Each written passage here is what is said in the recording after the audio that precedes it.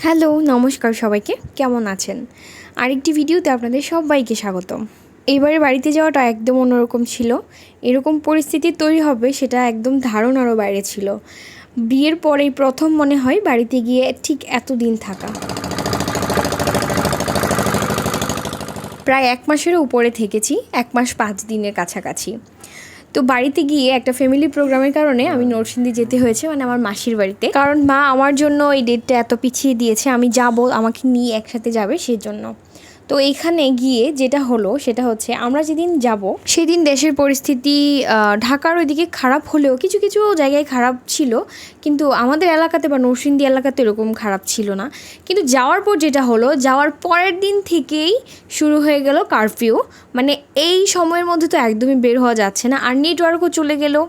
যাওয়ার 2-3 দিন আগে থেকেও যদি আন্দোলন শুরু হয়েছিল বা কিছু ঝামেলা হচ্ছিল, তারপর আমাদের ওইদিকে প্রবলেম না হওয়ার কারণে, আর আমার জন্য মা এতদিন অপেক্ষা করেছে, সেই জন্য ভাবলাম যাওয়াই যায়। ওখানে গিয়ে যে এভাবে আটকে যাব সেটা একদম ধারণার বাইরে ছিল। আগে থেকে যদি বুঝতে পারতাম কিছু একটা যে এত বড় ঝামেলা হবে, তাহলে হয়তো যাওয়া হতো না। তো যাই হোক, গিয়ে যেহেতু পড়েছি আসতেও হবে, তাই খুব কষ্ট করেই আমরা এসেছিলাম বাড়িতে।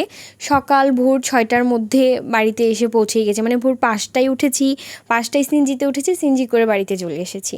তো ওই সময়টাতে আমি ফ্যামিলির সবার সাথে অনেক ভালো টাইমই পার করেছি। সবাই মিলে এখানে ধারে কাছে ঘুরতে গিয়েছি, যেহেতু মোবাইলও নেই, কি করবো বাসায় বসে, যেখানে যাওয়া যায় ওইভাবে করে ঘুরেছি। তারপর নৌকা ভ্রমণে গিয়েছিলাম, নৌকা করে সবাই অনেক আনন্দ করে। নৌকাতে প্রায় 7 বছর পর আমি এইভাবে নৌকা ভ্রমণ করেছি। যদিও এর আগে নৌকায় উঠেছি, বিভিন্ন কাজের ক্ষেত্রে পার হয়েছি, কিন্তু এইভাবে আনন্দ করে সবার সাথে একদমই নয়। আর বর্ষাকাল চলে আসা, একদম ঘাটের কাছেই পানি চলে এসেছিল, তাই স্নান করেছিলাম। দীর্ঘ 8 বছর পর এরকম নদীতে স্নান করেছি সবাই মিলে, ভীষণ মজা করে।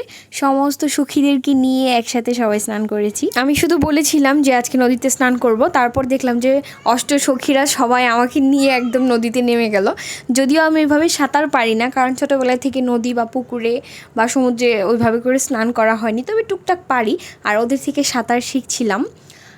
কলস দিয়ে পেটের মধ্যে নাকি কীভাবে সাঁতার করে, অ্যাকচুয়ালি আমি জানতাম না, তবে খুব সুন্দর করেই কিন্তু সাঁতার কাটা যায়।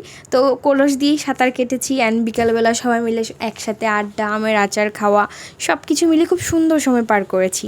এই সব কিছুর মধ্যে একজন মানুষকে অনেক বেশি মিস করেছি। যেহেতু ইন্টারনেট ছিল না, তাই তাকে দেখানোরও সুযোগ হলো না। তবে এগুলো ভিডিও করে রেখেছিলাম ক্যামেরাবন্দি করে, যেগুলো ওকে পরে পাঠিয়েছি নেটওয়ার্ক আসার পর। ও আমাদেরকে অনেক বেশি মিস করছিল, কারণ মেয়েকে না দেখলে তার একদমই দিনই শুরু হয় না। আর ওর সাথে কথা না বললে একদম ভালোই লাগে না, যেহেতু আজকাল অনলাইনের দুনিয়া বা সোশ্যাল মিডিয়ার দুনিয়া, এরকম দেখে দেখে কথা বলতে বলতে সময় পার হয় আমাদের। সো এতদিন না দেখে অবশ্যই কষ্ট হয়েছিল। তারও আমাদেরও মেয়ে ওকে অনেক বেশি মিস করেছিল। তারপর বাড়িতে এসে তো আরও কঠিন পরিস্থিতি ছিল। সো ওইগুলো আপনাদের সাথে আরেকটি পর্বে শেয়ার করব।